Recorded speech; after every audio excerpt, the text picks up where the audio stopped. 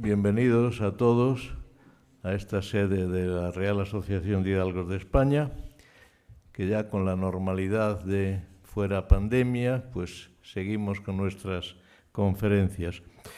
En el año 19 habíamos inaugurado un ciclo de conferencias que tuviesen que ver con Hispanoamérica. Entonces también 3 conferencias, pero hubo que suspenderlo. La idea era cada año hacer un ciclo durante 3 o 4 años en distintas épocas y distintos puntos de vista sobre la América española. Pero aunque hemos estado 2 años sin hacerlo, pues ya podemos retomarlo.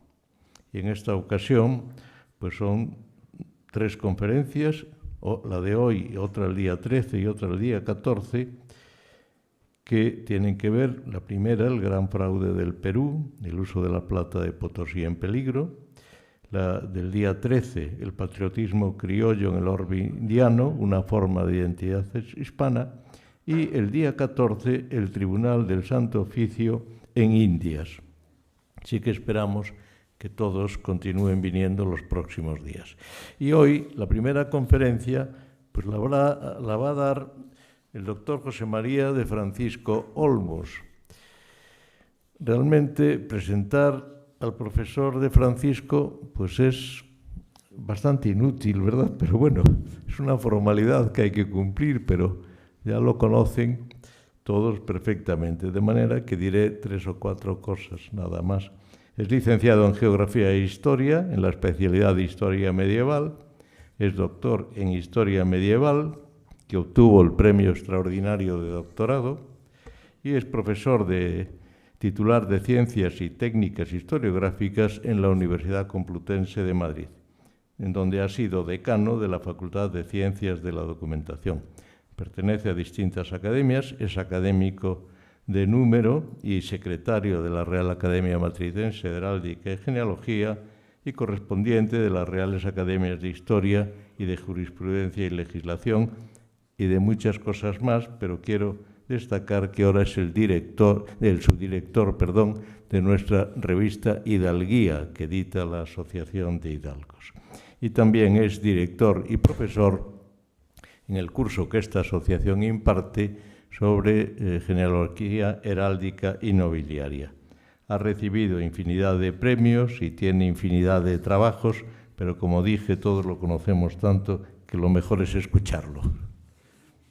Muchísimas gracias a todos, muchísimas gracias por venir y muchísimas gracias a la asociación siempre por organizar todos estos ciclos y en concreto este de Hispanoamérica. Hispanoamérica en el siglo XVII.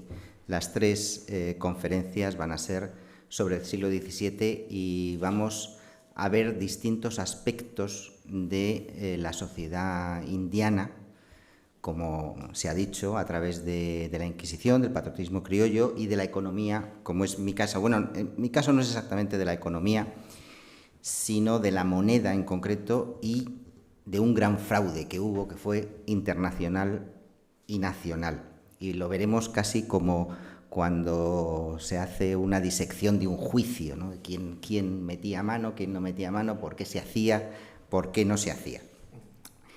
Yo soy profesor de numismática, de monedas, y por tanto, en una conferencia como esta no se puede venir sin monedas, y por tanto les voy a pasar moneditas para que vean.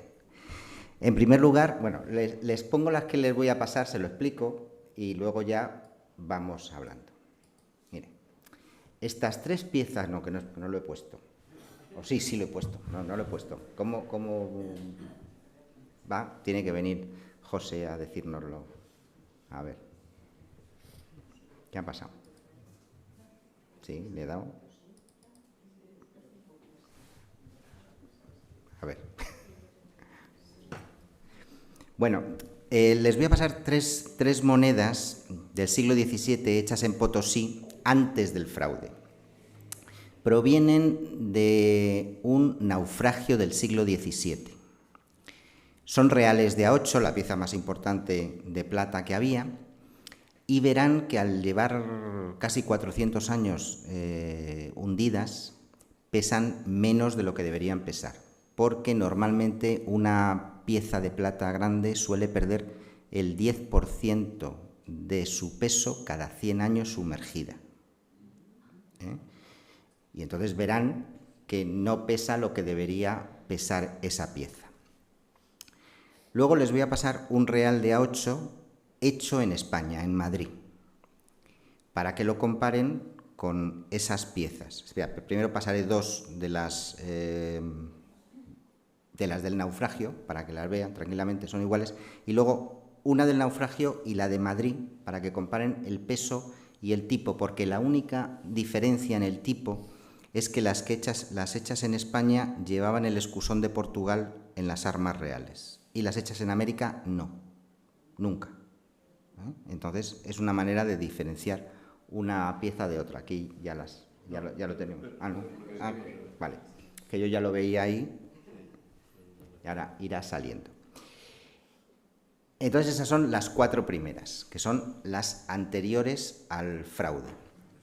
Y luego pasaré esa quinta, que es ya la moneda post-fraude, que hubo que cambiarla totalmente de tipología y de hacerla. Cuando salga, pues lo veremos. Ya está, vale. Pues estas 3 que ven aquí... Puedes ponerlo sí, aquí. Y ahora allí, en el medio... A ver. Arriba, ahí. Ahí. Y ahora pon que duplique. Ahí. Duplica, perfecto. Pues estas 3 que ven aquí son las 3 hundidas. Las monedas de Potosí, reales de A8, anterior al fraude, que llevan las grandes armas de la monarquía, como las vemos aquí. Y esta es el real de A8 hecho en Madrid. Y lleva el escusón de Portugal. Esa es la diferencia. Este real de A8 notarán ustedes que tiene mucho más peso, porque no ha estado sumergido. Es normal, digamos. Y los otros, ya digo, son las hechas en Potosí y que han estado pues 400 años sumergidas. Y a partir de ahí ya iremos viendo determinadas cosas. Por tanto, las 2 primeras piezas las pasamos ya para que las vayan viendo. Como no son iguales, pero son similares, con lo cual pasamos una por cada lado y ahora ya viene José y luego ya pasamos la otra.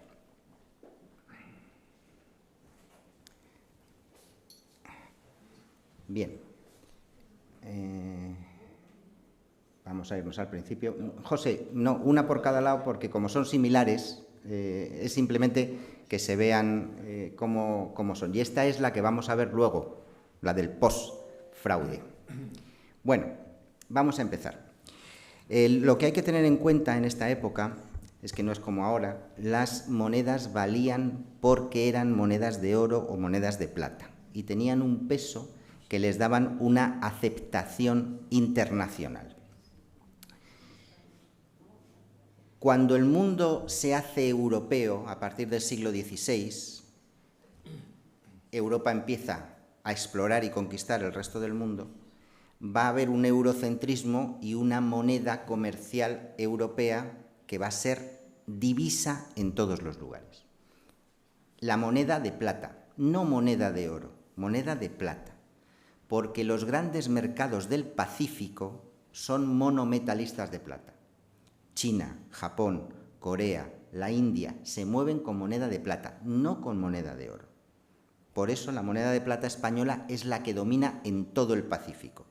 En este siglo XVII está claro, pero en el siglo XVIII nos la roban los ingleses y los ingleses la usan para comerciar allí, porque es la que interesa a todo el mundo. Por tanto, la moneda española en el siglo XVII se convierte en la gran moneda internacional del comercio, de todos los mercados financieros.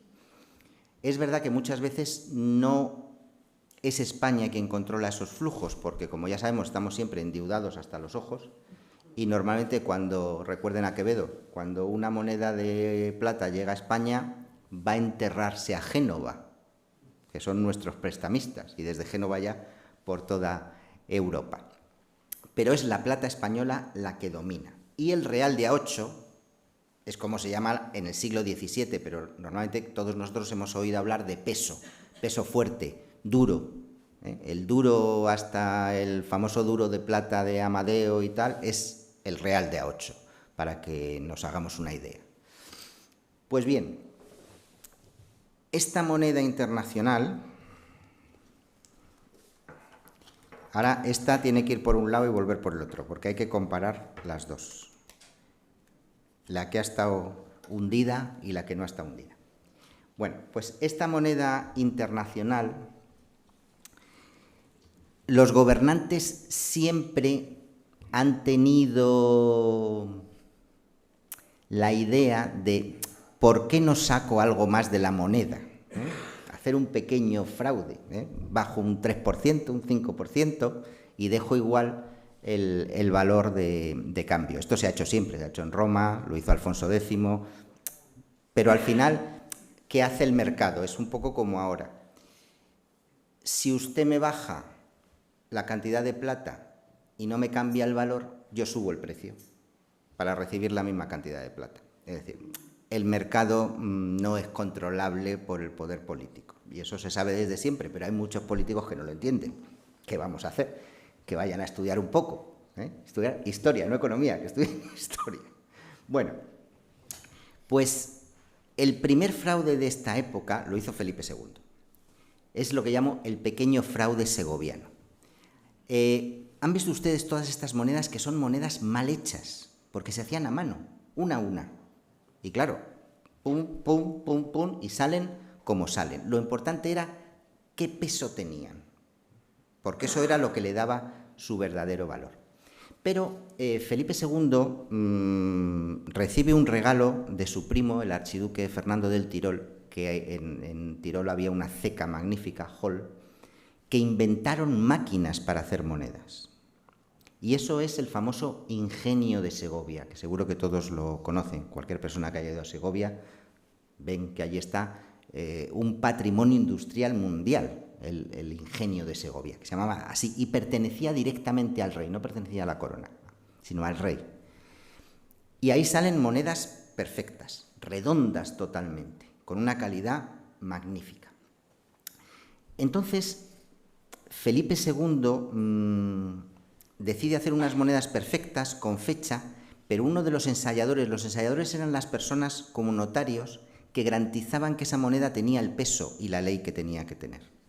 Y entonces le dijeron, bueno, como ha habido muchos gastos, que estamos en bancarrota, que no sé qué, no sé cuánto, ¿por qué no bajamos un poco la calidad de la moneda? Y nadie dice nada, y aquí está bien. Y entonces Felipe II dijo que sí. Estas son las monedas como se hacían fuera del ingenio. Vemos que son, bueno, pues como son. Y estas son las monedas del ingenio, perfectas. Y aquí está, como se llamaba antiguamente, la Puente de Segovia, el acueducto de Segovia, que dice que están hechas en Segovia. Pero no llevaban la marca del ensayador. ¿Por qué? Porque obviamente eran un poco fraudulentas y nadie quería poner su nombre en esas monedas. ¿Qué ocurre? Que cuando las primeras monedas salen del ingenio y los genoveses, que son los que siempre se dedican a estas cosas, ven que estaban rebajadas de plata, dicen, oye, cuidado, un real de A8 de cualquier sitio, muy bien, pero un real de A8 segoviano lo cambio por 78 escudos en vez de por 80, que me he dado cuenta que le has bajado esto. Es decir, estas cosas no se podían hacer porque sí, porque si fuera solo una cosa interna de España, pues el rey mandaba y al final tienes que tragar un poco con lo que sea. Pero al ser una moneda totalmente internacional, que sirve para los pagos de los tercios, que sirve para los pagos de cualquier producto de fuera, de las deudas, de todas esas cosas, pues no se deja engañar, digamos, el comercio internacional. Este fue el primer pequeño fraude. Y ahora ya nos vamos a centrar en Perú. Fíjense que estamos hablando de 1545, muy pronto. Muy pronto. Recuerden que es al inicio del reinado de Carlos I, cuando se conquistan los dos grandes imperios de la América continental, México y Perú, que México se organiza antes, pero Perú tarda mucho en organizarse porque hay muchas luchas intestinas entre los diversos bandos de los conquistadores. Y bueno, los funcionarios reales que llegaban, pues al final no entendían qué pasaba y al final terminaban casi siempre muertos porque un bando u otro los mataba. Es decir, hasta que Felipe II pone orden en Perú pasa mucho tiempo. Pues el cerro de Potosí se descubrió alrededor de 1545. Es un cerro de plata. completo. De hecho, desde muy pronto se empezó a sacar plata y los que la sacaban hacían con ella lo que querían. Es decir, en principio plata al peso, en lingotes. Y para conseguir que la corona les reconociera sus derechos, pues lo que hacían eran donativos a la corona. Y por eso Carlos V le va a dar el título de Villa Imperial en 1561. Muy pronto Felipe II va a confirmar ese título imperial. Y va a tener en 1573 120.000 habitantes. Es que no nos hacemos una idea de lo que es en 1573 120.000 habitantes. De ellos 35.000 españoles, porque la mayoría son indios que trabajan en las minas. Inmediatamente se le da también escudo de armas a Potosí. Va a tener 3 escudos de armas muy rápidamente.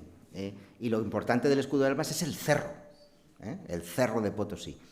Y el emperador, porque fue en Hull, en 1547, el que les dio estas concesiones a cambio de 12.000 marcos de plata, que era también una buena cantidad para el emperador, que siempre estaba a la cuarta pregunta, como se solía decir. Nunca tenía un chavo en el bolsillo.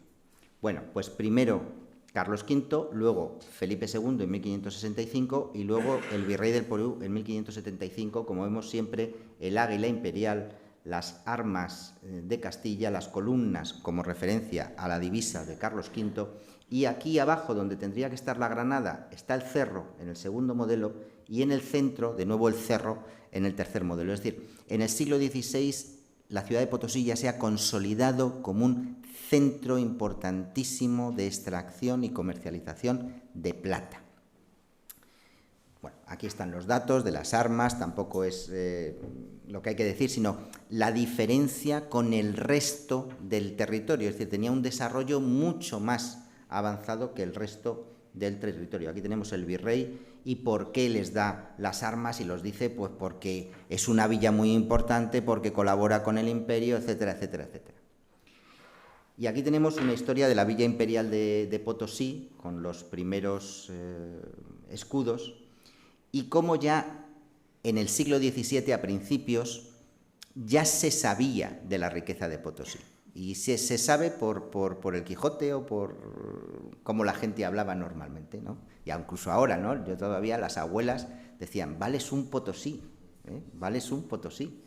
Yo no sé si ahora los chicos lo entenderán mucho, pero queda en el subconsciente que aquello era lo máximo. Nadie puede valer más que un Potosí. Bueno, pues así lo dice Don Quijote. Dice, si yo tuviera de pagar el tesoro de Venecia, ya saben, y las minas del Potosí fueran poco para pagarte. Con lo cual sabemos que en España se sabía que aquello era lo máximo. Bueno, pues ya vamos a centrarnos en el gran fraude. Cuando se hacía una casa de moneda, en aquella época no piensen que la corona controlaba las cosas. La burocracia era mínima. Estamos hablando del siglo XVII. Lo que se hacía era arrendar. Yo te arriendo a ti, yo te nombro a ti tesorero, yo te doy esto y tú me das un monto fijo independientemente de lo que saques. Eso se ha hecho siempre. ¿Por qué? Porque lo que te evitas con eso es la burocracia intermedia.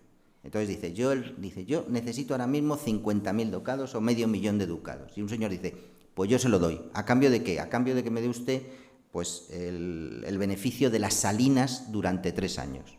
Y el otro dice, muy bien, yo recibo mi dinero y si tú sacas 55.000 o 60.000 o 70.000 es cosa tuya. Pero yo tengo el dinero de forma inmediata.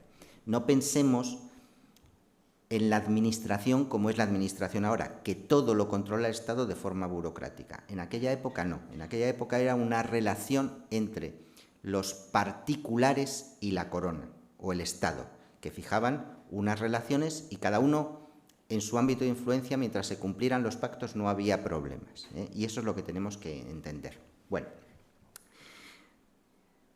pues cuando hay mucho dinero de por medio hay que poner muchos controles y al final la gente piensa que puede ganar algo más de lo que debería ganar. Y yo creo que eso no hemos cambiado. Pues bien, ahí había muchos controles, había mucha gente y para que se hiciera un fraude como el que se hizo, casi todos, por no decir todos, tenían que estar implicados, desde el de arriba del todo al de abajo, porque se reparte entre todos las ganancias y a nadie le interesa que se sepa. ¿Qué ocurre? Pues durante el virreinato del conde de Mayalde, también conocido por su título matrimonial de príncipe de Esquilache, hubo una visita a la ceca de Potosí. La visita era una especie de auditoría. La manda el gobierno, ya sea la corona, el virrey o un obispo, que se oye mucho, una visita episcopal. Quiero saber lo que está ocurriendo en mi sede episcopal. Pues esa visita lo que hace es, bueno, pues enseñarme los libros, vemos cómo funciona, que cuadren las cosas, esas cosas. Bueno, pues esa visita dijo que había algunas acuñaciones que parece que no tenían la cantidad de plata que tenían que tener, 1618, 1619. Y de hecho se mandó una remesa a Sevilla para ver qué pasaba a la casa de contratación, y allí se vio que había una serie de faltas. Pero el problema es cuando una falta se convierte ya en un delito. Es decir, si todo esto se hace a mano, ninguna moneda puede pesar lo mismo. Ninguna moneda puede tener la misma cantidad de plata que otra. Por eso siempre había un margen, un 5%, un 10% como mucho, de decir, hombre, pues es como los árbitros, ¿no? Unas veces te dan y otras te quitan. Dice, unas salen con un poco más y otras salen con un poco menos. Bueno, pues se compensa por eso. Y entonces, en principio, no se hizo nada en Madrid. Se dijo, bueno, que se siga con ello. Pero ya durante la época de los virreyes, los condes de Chinchón y marqués de Mancera, el primer marqués de Mancera, porque luego hay otro posterior también, vuelven a ordenar inspecciones. Y el resultado es el mismo: inexactitud en los pesos, falta de ley en las monedas, etc. Y ya entonces va a entrar el ensañador mayor del reino, Andrés Ferrera, que manda un oficio al presidente del Consejo de Hacienda. Fíjense que son casi 25 años después de las primeras sospechas. Aquí las cosas, nos quejamos de que van lentas, pero ahí van más lentas todavía. Y habla de la gravedad de esto. Dice, hay que hacer una comisión con todo el secreto para que ponga fin a esta situación. ¿Por qué con todo el secreto? Porque el problema es que España vive de la plata americana. Y si se descubre que la plata americana es fraudulenta, pues puede crear un gravísimo problema de comercio internacional, porque se rechace esa moneda. Por eso dice que se actúe con el mayor secreto. Bueno, desde que le informan el 44 hasta que se decide actuar, otros 4 años.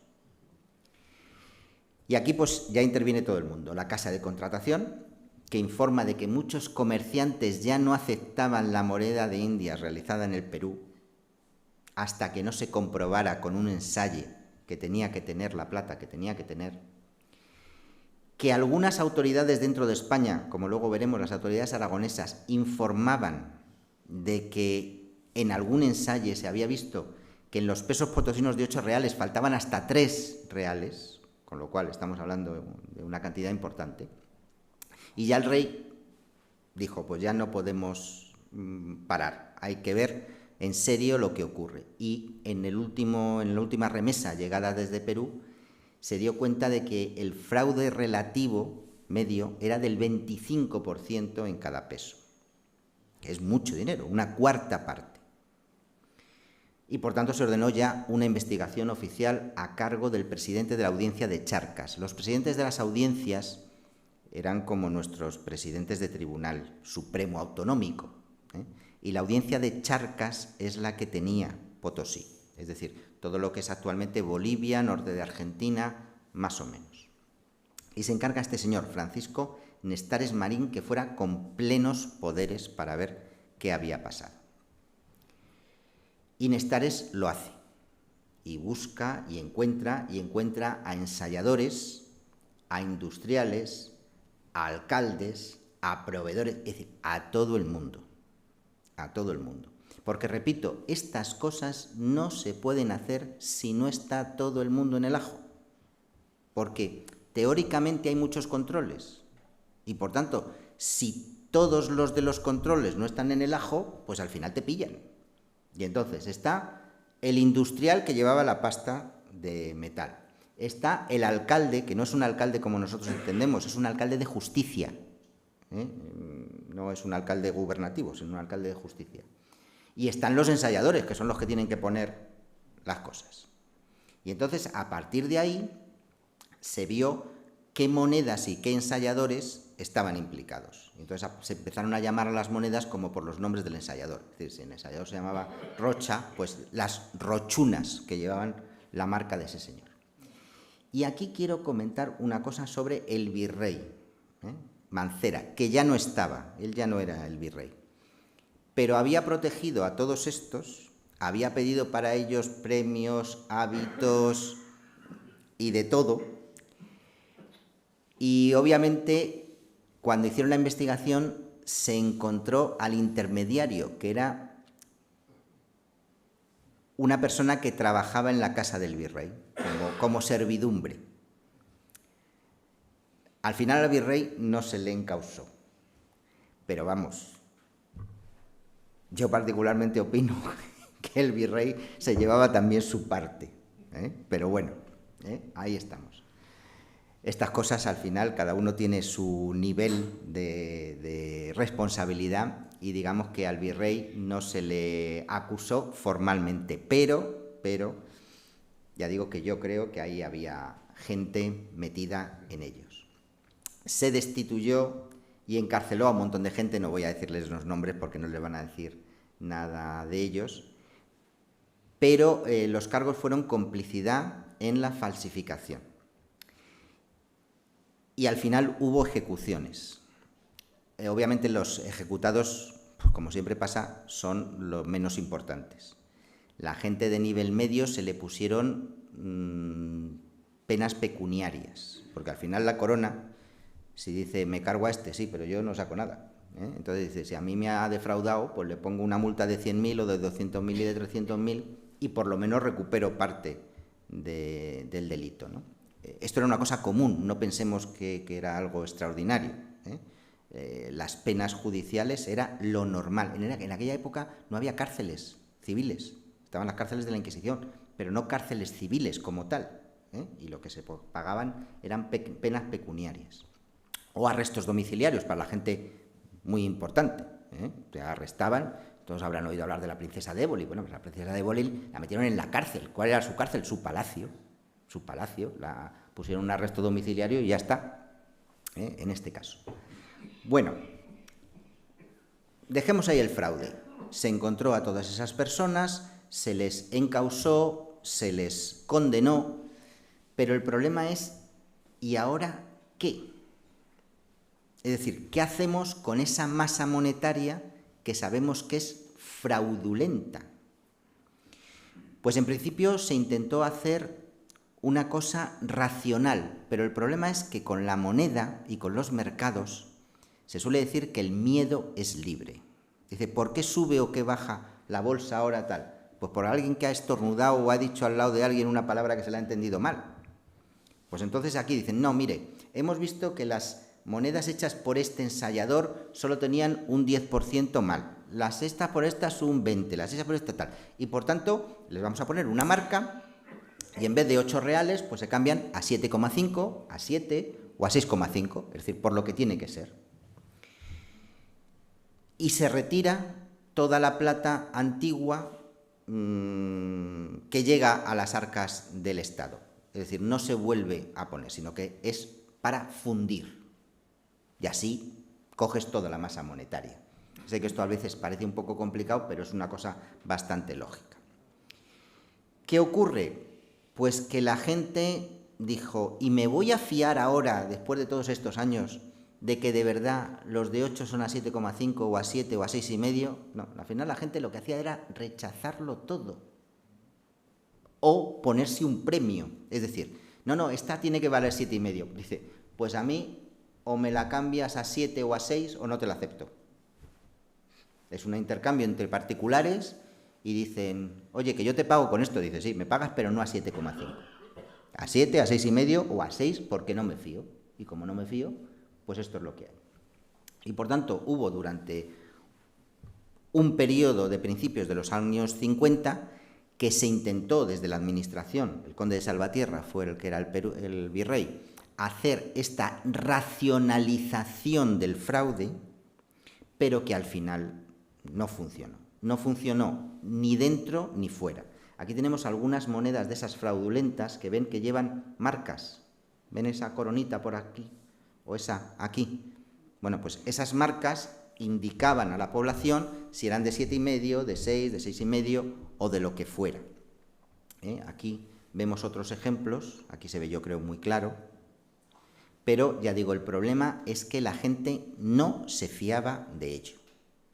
Dice, si me has estado engañando durante 40 años, bueno, me has estado engañando, los que hacían las monedas, dice, no me tengo por qué fiar de esto. Y por mucho que les ponían cositas y que lo decían y que sí y que tal, pues al final hubo que tomar una decisión drástica. Aquí estoy poniendo imágenes de distintas piezas para que las vean. Y el conde de Alba del Este, el siguiente virrey, decidió que había que retirar de la circulación toda la moneda, la buena y la mala, porque ya nadie se fiaba de ella. Toda la realizada en Potosí tenía que ser retirada de la circulación. Fíjense que esto ni es una novedad ni es algo nuevo. En el siglo XX en España hubo otro gran fraude, que no sé si le sonará, que fue el llamado de los duros sevillanos, en el siglo XX, en época de Alfonso XIII. Les cuento lo que ocurrió. Los duros de Alfonso XIII, pequeño, bien, eran los que tenían que ser. Tenían la plata que tenían que tener, los hacía el Estado y tal. Pero hubo un gran descubrimiento de minas de plata y el precio de la plata cayó en picado. Y entonces la gente que tenía plata perdía muchísimo dinero. Y entonces, ¿qué dijo? Dice, bueno, pero si yo, imagínense, 4,5 o 4 gramos de plata me los pagan a 1 peseta y amonedada me las pagan a 5 pesetas, los duros, dice, lo que voy a hacer es duros de plata. Y entonces se dedicaron industrialmente a hacer esos duros de plata. Se llaman duros sevillanos, no tanto porque se hicieran en Sevilla, sino porque los primeros en ver el fraude fue en Sevilla. Y resulta que los duros sevillanos falsos tenían más plata que los buenos. Porque ellos lo que querían no era estafar, era recibir por su plata el dinero que recibía una moneda. Y claro, el problema fue para el gobierno, porque ¿de qué se les acusaba? Porque no se les podía acusar de defraudar, porque ponían más plata que la que había. Se les acusaba de usurpar las funciones del Estado. Es decir, el Estado es el único que puede hacer moneda y tú te estás haciendo moneda sin ser el Estado. Pero al final, ¿qué tuvo que hacer el gobierno? Retirar de la circulación todos, los buenos y los malos. ¿Por qué? Porque, dijo el ministro de Hacienda, dice, es que ganamos dinero retirando los malos. Claro. Entonces, al final se ve, porque esta época ya estaba el ABC, se ven largas colas de gente en las puertas del banco llevando sus duros, los buenos, los malos, los regulares, porque claro, al ver esto, muchos malos falsificadores hicieron un montón de falsificaciones muy malas. Pero claro, como decidieron retirar de la circulación todo y pagar todo, pues bueno, fue un gran escándalo, también un gran escándalo político, pero que vean que incluso en el siglo XX, con este tipo de falsificaciones, hay que tomar medidas drásticas. Y la medida drástica es toda la masa circulante que está en duda, sea buena o sea mala, hay que retirarla de la circulación. Esto también ocurrió, pero de forma muy sibilina, justo después de la Segunda Guerra Mundial, con las falsificaciones de Hitler. Ya saben ustedes que en los campos de concentración se falsificaban sobre todo billetes de 5 libras para pagar lo que Alemania tenía que pagar en los estados neutrales, sobre todo, y los espías y todas estas cosas. Y eran grandísimas falsificaciones, buenísimas falsificaciones. Cuando esto se descubrió, pues claro, lo que no se podía decir es la libra, que era en aquella época la divisa referencia, dice, tenemos un problema de falsificación. No se pudo decir. Y entonces, después de la guerra, paulatinamente se fueron retirando de la circulación, sin darle mucho bombo, todos los billetes de 5 libras que habían sido falsificados por los alemanes. Que no es nuevo, quiero decir, que todas estas cosas se hacen. Bueno, pues en el 1657 se decidió que toda la plata vieja había que ser retirada. Y nació un nuevo diseño, porque dicen, mire, que ya hemos limpiado la ceca, tenemos la mejor plata del mundo en Potosí. Toda la plata vieja que veían ustedes, que han visto ustedes, la retiramos de la circulación, sea buena, mala o regular. Y ahora vamos a hacerla así. Es decir, volvemos al tipo de columnas, al primer tipo que se hacía en América con Carlos V y Juana. Las divisas, que van a ser las columnas que luego van a estar en toda la moneda de plata americana. Este tipo se llamó perulero, el tipo de Perú, con las columnas, con el plus ultra, con todo, y se hicieron bastante bien. Les paso ahora una de verdad, esta es de las buenas ya. No es de Felipe IV, es de Carlos II, pero la ven ustedes que está bien. El agujerito que tiene es porque se ha hecho para colgar. Estas monedas buenas de plata y tal, también volvemos al caso de las abuelas, tenían sus pulseras con los alfonsinos de oro, que es que muchas veces el oro y la plata, dice, yo le llevo encima, así no le pierdo. Y entonces, pues a veces se cuelga al cuello y, bueno, pues ahí pierde valor numismático, eso sí, en una subasta, pero bueno, ahí tiene más de 300 años y ahí está, con ese color viejo, oscuro de la plata buena. Ya saben que la plata, para que sea buena, no tiene que brillar. Tiene que tener este color oscuro, como betún, así que lo tocas y queda bonito. Luego les contaré otra anécdota también del siglo XX. Bueno, pues este es el tipo nuevo de Perú, el posterior al gran fraude, y que por tanto es, con esto hemos acabado. Es la nueva moneda de Potosí, tal. Bien, pero esto tuvo consecuencias internacionales y muy graves, muy graves. Claro, cuando esto se supo, todas las plazas comerciales decidieron no aceptar estas piezas. Y el problema fue, sobre todo, el pago a los ejércitos, que hubo que decidir pagarles directamente en barras de metal o en cualquier cosa, pero no en plata de Perú. Pero no solo en los ejércitos españoles o en el comercio internacional, sino dentro de España. Dentro de España, lo que nosotros conocemos como monarquía hispánica era una confederación de estados independientes, todos con su moneda, sus leyes, etc. Pero claro, la moneda castellana era tan importante que las monedas de los otros reinos pues prácticamente se hacían por hacer y de una circulación muy interior. ¿Por qué? Porque la moneda buena, el oro y la plata castellana, era el que circulaba por toda España. ¿Qué ocurre cuando en Aragón, en Cataluña, en Navarra, que son reinos que tenían moneda propia, se dan cuenta del fraude del Perú? Pues dicen, oye, es que nos estáis estafando. Y entonces al final, las autoridades de cada reino, con permiso del rey, deciden que toda la moneda de plata que llega a esos reinos sea fundida y en sus casas de moneda, que hacía siglos que no hacían reales de A8 porque utilizaban los castellanos, van a hacer piezas de A8. Y por eso llama la atención que hay reales de A8 zaragozanos o reales de A8 de Pamplona hechos justo en estos años. Y están hechos con moneda de Perú.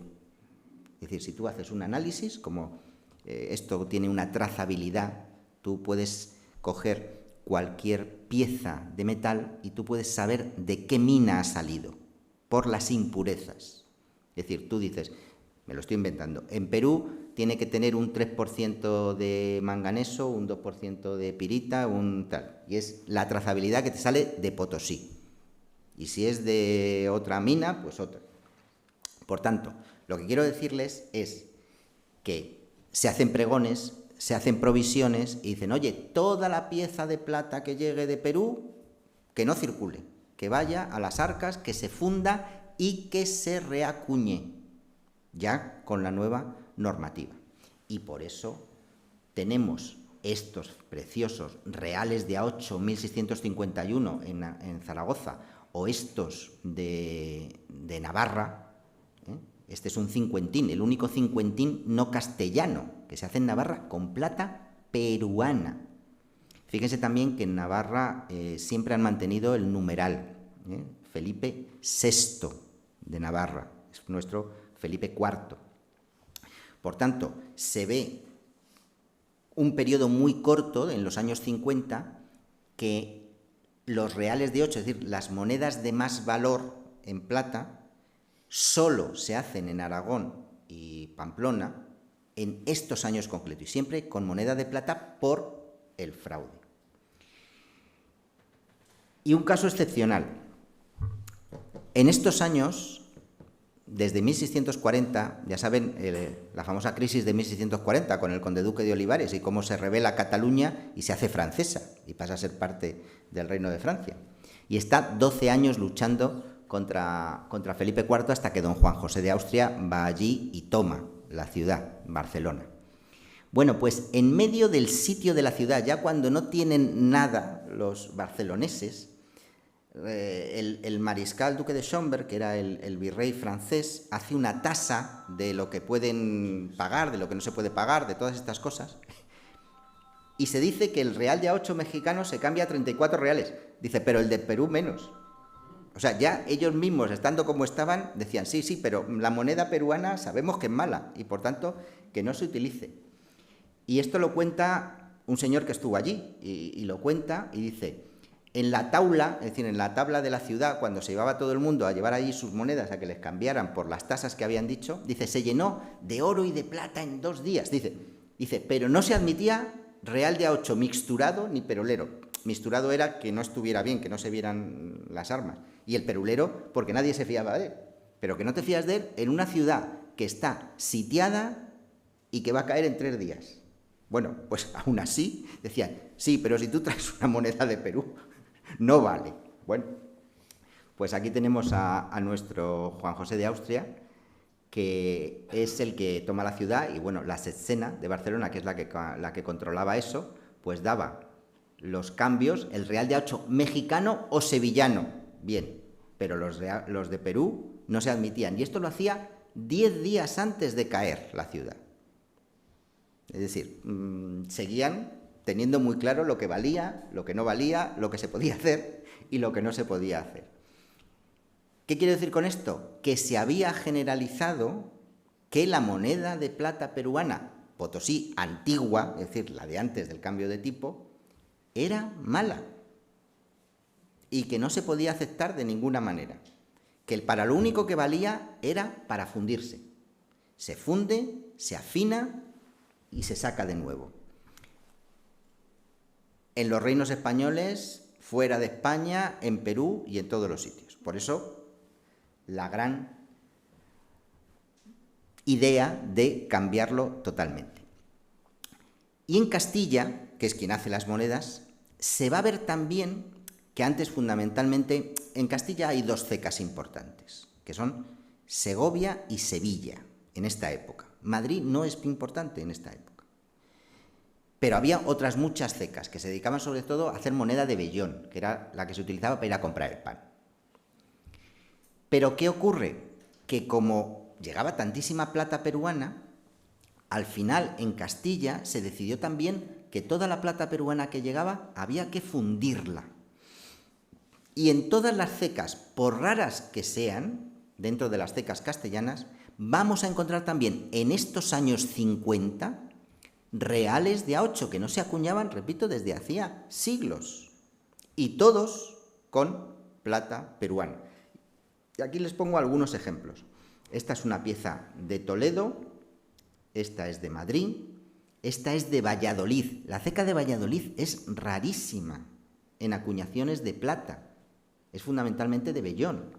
La de Cuenca, que también es muy reducido su volumen de acuñaciones en plata grande, pues aquí las ven, todas las cecas prácticamente, y todas del mismo año, 1651, 1652, rarísimas piezas, de Burgos o de Granada. Y es verdad que también hay algunas acuñaciones extraordinarias del Ingenio, ahí ven Segovia, que también van a ser de plata peruana. Por tanto, antes, ¿qué ocurría? Llegaba la plata peruana, se movía por España, no había ningún problema, iba a Génova, iba a pagar a los tercios, iba a tal. Así que, ¿a qué se obligó con la llegada de la flota con esto? Pues a una parada técnica.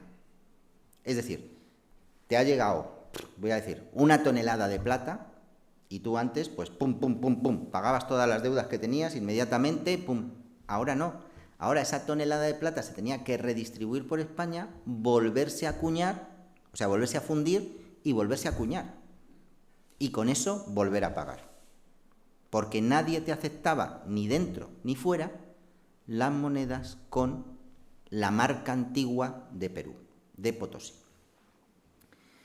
Al final, dentro de los ensayos que se hicieron, pues ya digo, entre el 25 y el 26% de todas las monedas eran fraudulentas. Y se ha calculado que en los años que hubo el fraude, se llegó más o menos a un fraude de 10 millones de pesos a la Real Hacienda. Eso es enorme.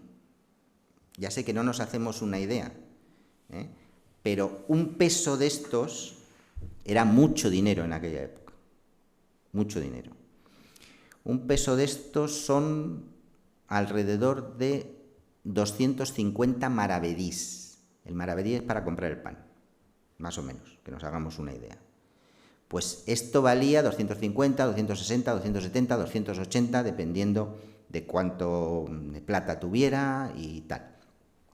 Y podemos decir que un salario normal, a lo mejor eran al mes para una persona normal 4 reales. Pues fijémonos de lo que estamos hablando. Y esto es a la Hacienda Real, no es a nadie distinto. Con lo cual, los de Potosí se llenaron bien los bolsillos con esto. ¿Y qué ocurre? Porque esto es todo la avaricia. Porque si tú haces un fraude del 7%, nadie te va a ir a por ti. Y a lo mejor los primeros años era un fraude del 7%. Pero como no te pillaron, pues haces un fraude del 10%. Y luego del 12%, y luego del 15%, y luego del 20%, y luego del 25%. Y como aquí no te pillan, pues hasta que te pillan. Pero que esto, como siempre, ¿no? La avaricia rompe el saco, según decimos. Bueno, pues esto ha sido un poco la totalidad del fraude. Esta fue ya la vuelta a la normalidad, lo que les he dicho. Cuando se decidió, no, hay que hacer una moneda distinta, el perulero. Es verdad que al principio se hicieron mal, pero dijeron, no, vamos a intentar hacerlas lo mejor posible, para que tengan también un aspecto que llame a la confianza. Porque, repito, siempre que nos movemos con cosas de dinero y el hecho de bolsa y de todas esas cosas, fundamental es la confianza, no tanto la realidad, sino la apariencia de la realidad. Porque tú puedes desgañitarte y decir todo, pero si la gente no te cree, no te cree. Muchas veces en política se dice que lo importante no es la realidad, sino la percepción de la realidad. Pues aquí un poco lo mismo. Dice, pues la percepción es, mira, todo lo anterior lo he quitado, soy consciente de que ha habido un fraude, voy a hacer unas monedas buenísimas, con incluso más peso del que tienen que tener, incluso con un cambio importante que era también para que la gente lo entendiera mejor. En España, hasta bien entrado el siglo XIX, las monedas están siempre en latín, porque es la lengua culta. Pero fíjense en estas monedas, está en castellano. Potosí, el Perú, año 1661.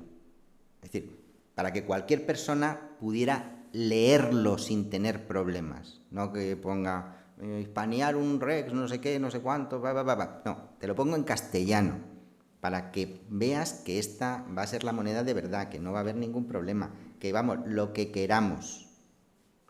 Y esta fue, ya digo, la que acabó con todo el fraude. Y este modelo tuvo tanta aceptación y tanto éxito que se va a mantener en el Perú, en Potosí en concreto, hasta la época de Carlos III. Es decir, ciento y pico años.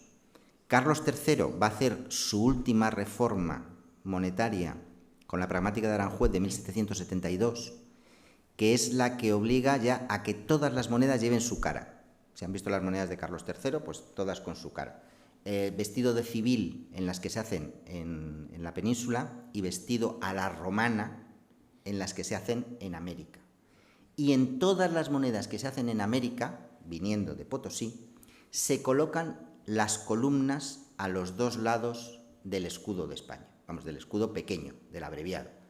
Ese escudo identificaba las monedas americanas.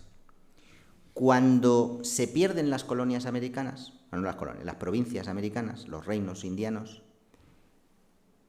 en la época del trienio liberal se decide que las monedas hechas en España mantendrán las columnas por primera vez, en recuerdo de lo que tuvimos y de lo que nos quedaba. Y ese es el modelo que se ha mantenido hasta nuestros días en el escudo de España. Por tanto, vienen también a través de esto. De hecho, en el siglo XVIII, la moneda española, con estas características de llevar las columnas, la llamaban los holandeses y los americanos pillar dollars. Es decir, el dólar, porque el nombre del real de A8 en holandés y en inglés es daelder, dólar. Dice, el dólar de las columnas, que era la moneda española, la única que llevaba columnas. Cuando los americanos ganan la guerra de independencia y deciden hacer su moneda propia, el dólar, se dice, y tiene que tener las mismas características que la moneda hecha en México, es decir, la española hecha en México. Y cuando deciden cuál es el símbolo que le van a dar al dólar, recuerden, una S con dos rayitas, no es una S con dos rayitas, son nuestras columnas de Hércules, el plus ultra, que quitan el escudo de España y el plus ultra le ponen así.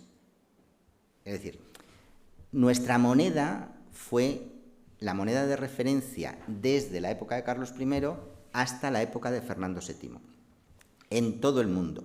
Y una crisis como esta fue algo inaudito que se pudo salvar, aunque fueron muchos años y no todo el mundo estuvo metido en el ajo, gracias a una investigación seria hecha por este señor, Francisco de Nestares, que luego el pobre hombre murió enseguida, no le dio tiempo a que recibir honores y estas cosas, y luego a partir de que la administración decidió romper sin mirar atrás, es decir, hay que hacer una cosa drástica, pues se hace. Esto nos lleva a pensar que toda la economía española y mundial dependía a mediados del siglo XVI de la plata que se recibía de América. El corte de ese flujo hubiera sido desastroso. Y este fraude estuvo a punto de, como he dicho, que la plata de Potosí no pudiera entrar en el comercio internacional. Y nada más, muchas gracias.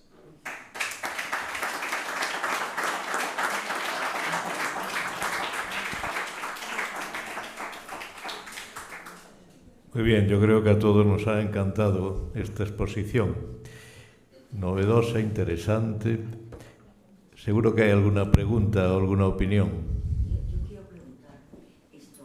En tiempos de los reyes católicos... En tiempos de los reyes católicos que había monedas de oro, ¿de dónde sacaban el oro? Porque todavía no se había descubierto América.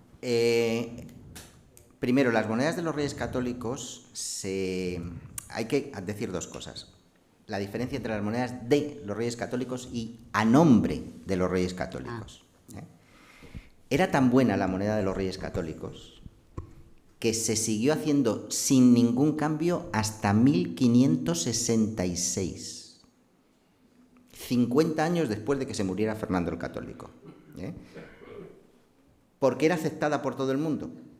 Y por tanto fue Felipe II en 1566 el que decidió hacer lo que se llamó la moneda de la nueva estampa, es decir, con este escudito, con el del escudo que hemos visto. Por tanto, las últimas ya se pudieron hacer con oro y plata de América. ¿Y las Pero anteriores? es lo que le iba a decir, que las anteriores, tradicionalmente en España, el oro era mucho más barato que en el resto de Europa. ¿Por qué? Porque tuvimos a los musulmanes aquí hasta 1492 y aquí llegaba el oro del Sáhara, el oro de Tombuctú, subsahariano. Pero llegó desde siempre, con los almorávides, con los almohades, con los granadinos, y entonces el comercio internacional se hacía fundamentalmente con el oro, y ese oro era oro subsahariano, africano. Y como aquí había mucho más oro que en el resto de Europa, porque en Europa no hay minas de oro, en Europa hay minas de plata, pero de oro contadas. Aquí el oro era más barato en comparación que en el resto de Europa. ¿Y qué hacían los genoveses y los comerciantes que venían aquí? Cogían la moneda de oro española y se la llevaban, porque, voy a inventarme, aquí se cambiaba a 8 y se la llevaban a Génova a 10. ¿Por qué? Por la ley de la oferta y la demanda. Es decir, aquí había menos, pues tal, y allá había más, pues eso. Por eso los Reyes Católicos aprobaron una ley que iba contra lo que ellos llamaban la saca de moneda. Tú traías tus cosas, te pagaban, pero decían, no te lo puedes llevar en líquido, en moneda. Solo te puedes llevar un porcentaje. El resto compra cosas aquí. Entonces compraban el vino, el aceite, la lana, que era nuestro gran cosas, ¿no? Pero no se podían ir solo con las monedas en el bolsillo, porque entonces, claro, nosotros nos quedábamos sin monedas. Entonces, bueno, pues ahí estaban. Hay una pregunta por detrás. Ahí. Enhorabuena por la conferencia, sumamente interesante y para mí muy novedosa. Muchas gracias. La trazabilidad de la plata, ¿qué exacta es?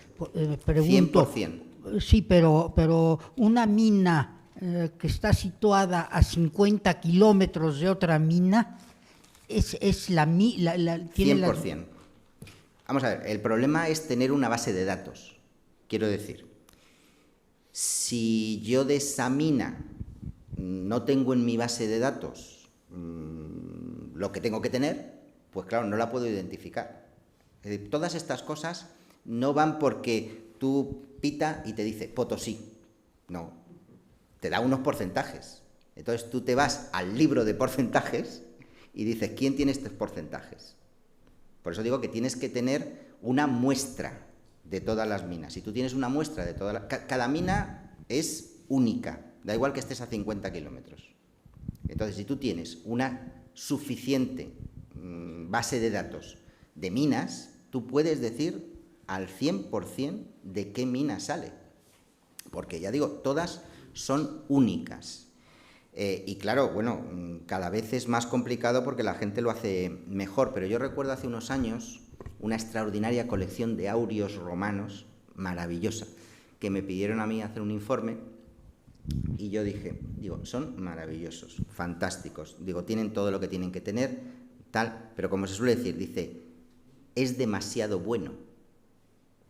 Digo, pues un aureo romano tiene 2000 años y que esté en flor de cuño. Yo les dije, haced una esta de metal, un análisis de metal.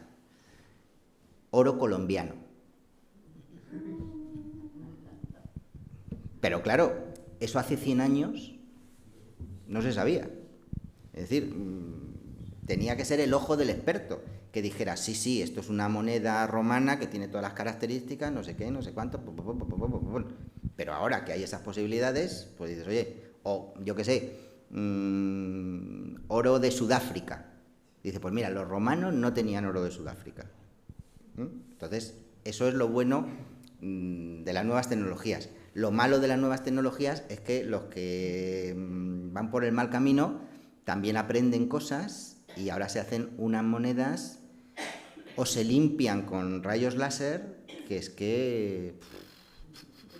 Pero la trazabilidad, pero no solo en metal, con piedra, en petrografía, es decir, tú puedes también una piedra saber de qué cantera ha salido. Es decir, una cosa maravillosa. Yo que soy de letras, a mí no me expliquéis cómo.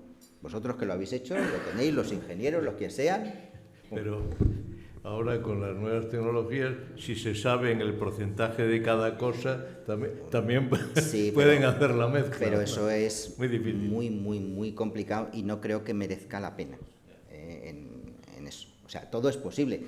Es posible transformar el plomo en oro sin ningún problema. Es cuestión de meterle energía, porque lo que cambia es un electrón. Tú le metes no sé cuántos gigavatios, no sé qué, y transformas el plomo en oro. Eso es fantástico. O sea, es una cosa que se puede hacer. Lo que pasa es que no es, claro, cuesta más, es decir, no es rentable. Pero todos sabemos que la tabla de elementos se llevan uno al lado del otro, un 1. Y la energía nuclear lo que cambia es 1 a 1. Entonces, el problema es cuánta energía tienes que meterle para que eso lo cambies. Pues eso. Ahí. Sí, las moscas estas que tienen las monedas de la izquierda, que están bastante diezmadas. Sí, estas. Yo había oído de que era gente que las intentaban como quitar. Sí, no, pero estas en concreto no, eso es otra cosa, eso es lo que se llamaba el recorte. Hemos hecho nuestras monedas en América, siglo XVII, XVIII no, XVII. Y lo importante es que pesan lo que tienen que pesar. O sea, que estas de aquí abajo en teoría es igual que las de arriba. O sea, Sí, gordas, sí. gruesas. Yo cuando les he pasado la de Madrid y la otra, ya ven que la otra ha perdido peso, pero por estar bajo el mar, no por eso. Pero lo importante era que pesaran lo que tenían y que se vieran las armas reales, que digamos es la garantía. Pero tú estás en el barco... ¿Se acuñaban así? Sí, se acuñaban así. Sí, se se acuñaban así. Pero lo que digo es, tú estás en el barco de travesía y dices, ¿y no me podría yo sacar un sobresueldo? Dice, bueno, vamos a hacerlo con cuidado. Tú te cogías un real de A8, lo calentabas, ¿y qué ocurre cuando se calienta el metal? Se expande. Y dices, y voy recortando. Y con que recortes un poquito de cada una, si haces 15 o 20 o 30 al día, entre México y Cádiz, pues hombre, te haces un poquito, ¿no? Eso es lo que se llamaba el recorte, el recorte.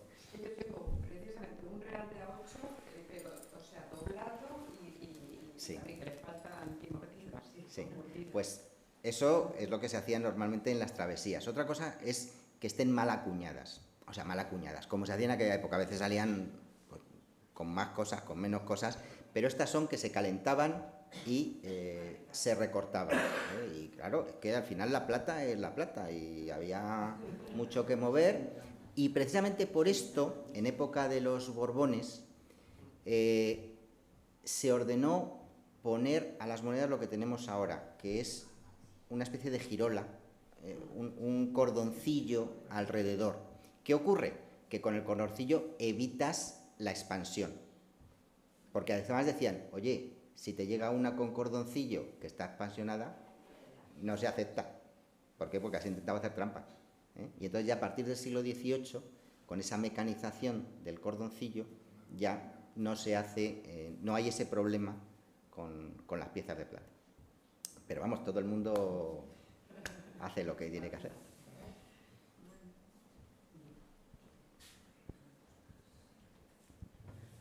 Gracias por su interesantísima conferencia.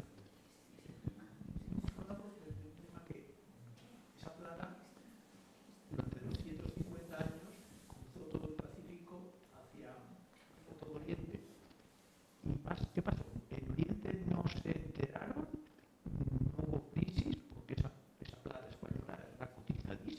Sí. Pero en el 17 es todavía un mercado relativamente escaso en esta época. El gran mercado es en el 18, en esa época, porque prácticamente el 17 está circunscrito al famoso galeón de Manila, que va de Veracruz a Manila, 2 viajes al año, y desde las Filipinas es donde ya se iba hacia China, hacia Japón. Japón, con su cierre de fronteras, pues fue complicado también, pero bueno, ahí está. Pero fue fundamentalmente en el 18 cuando todas estas naciones, más que a través de los españoles, a través de los ingleses que nos la robaban, pues es cuando entran dentro del flujo comercial. De hecho, cuando ellos deciden crear su moneda de plata, el yen del plata, el tael en China, es una copia del real de A8 español, en todo. Cambian los tipos, porque cambian los tipos, el won coreano, pero lo copian porque consideran que es la pieza. Si ustedes van a China, claro, antes, cuando todavía era normal estas cosas, encuentras en China reales de A8 que se denominan punzonados, que parece que como si fueran, yo qué sé, las patitas de una mosca colocadas en el real de A8. Eso lo que era que los gobernadores provinciales autorizaban la circulación de la moneda española dentro de China. Entonces decían, vale, o algo así. Yo no sé chino, por tanto no sé exactamente, pero encuentras toda la cara de Carlos III, de Carlos IV, punzonada, con unas marquitas. En China, en Corea, en la India, lo que da muestra de que se aceptaban perfectamente. Es decir, no hay ningún problema. Si es plata buena, dicen, si es plata buena, ¿para qué voy a hacer nada? Pero si van ahora, que no les estafen, porque claro, ahora lo que hay son muchas reproducciones modernas. Claro, si copian todo, pues ¿por qué no van a copiar esto? Pero ya digo, hace muchos años, 40 o 50 años, cuando todavía no estaba China como estaba, a lo mejor podías encontrar verdaderos, porque al final la plata se guarda. Es decir, la gente, si tenía una moneda de plata, la guardaba en casa porque eso siempre era un valor seguro. Y era de sus bisabuelos o de sus tatarabuelos o de quien sea.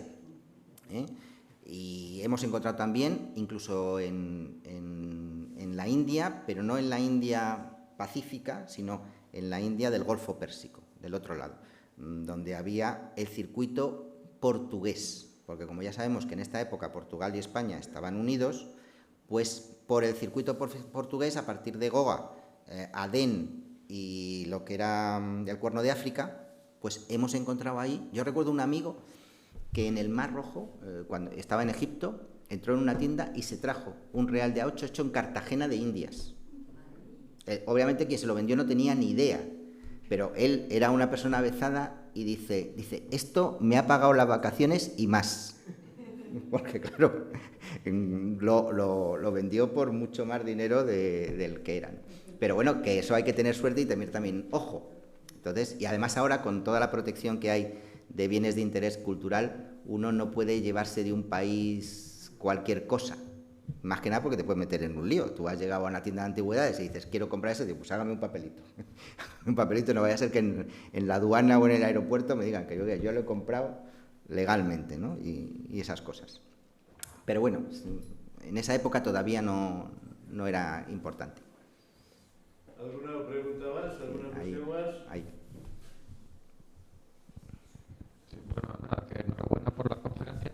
Y una pregunta era si el que tenía el fraude era el de Perú, pero ¿podría ser alguno de México también? ¿O eso no estaba, digamos, ahí? Vamos a ver. No debería haber fraude en ningún sitio porque los controles eran muchos. Lo del Perú, obviamente no sabemos quién inició el fraude, pero estamos hablando de que ya en el 18 ya se vislumbraba. Entonces, en algún momento, ya digo, todo el mundo que tenía interés se puso de acuerdo en hacer un pequeño fraude. Un fraude de esos permitidos. El problema fue al crecer el fraude. Yo estoy seguro que en el resto de las CECAs había un tanto por ciento pequeño de fraude, pero no este fraude. Entonces, claro, al haber tantos controles, lógico es que no pasará nada. Y sobre todo, no pasa nada en la CECA y no pasa nada cuando lo recibe quien tiene que recibirlo, es decir, los genoveses, volvemos a los genoveses. Si te decían, los de Sevilla, fantástico, los de México, fantástico, no me dan problemas. Los de Perú sí. Entonces, si nadie nos avisa, que en este caso serían los genoveses, los receptores, que me están engañando, no tengo por qué dudar ni de Sevilla, ni de Segovia, ni de México, porque funcionan como debería funcionar, es decir, sin ningún problema. Pero claro, es que lo de Perú fue muy gordo, fueron muchos años, y es que se pasaron de rosca. Y claro, pues el problema es ese, que te pases de rosca. Por lo menos pienso, porque vuelvo a decir, todas estas monedas hasta la mecanización del 18 se hacen a mano.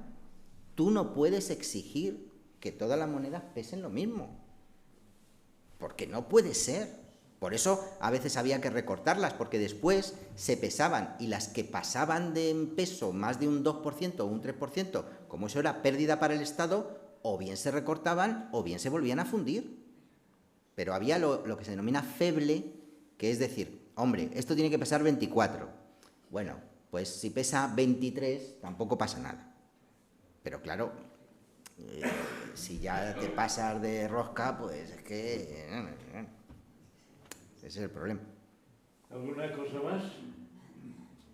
Bueno, pues muchísimas gracias, José María de Francisco. A mí me dejas perplejo todo lo que sabes, porque sabe de todo, además. Realmente acomplejas. Bueno, una última cosa de la plata de los abuelos. Todos habrán visto en los pueblos, en las tiendas de ultramarinos, que tenían mostradores de mármol en los pueblos. Eso era para comprobar la plata. Claro, tú dejas caer una moneda de plata y tiene lo que se denomina sonido argentino, por plata. Pling. Si hay fraude, hace plong.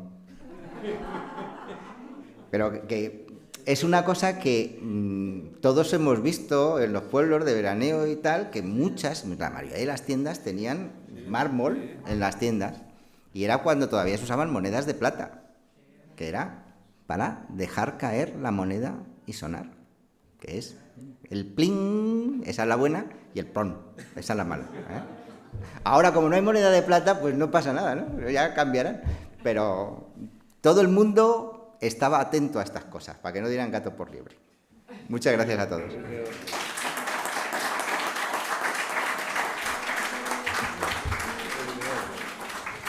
Además, con cosas. Con la pasta. Con la pasta.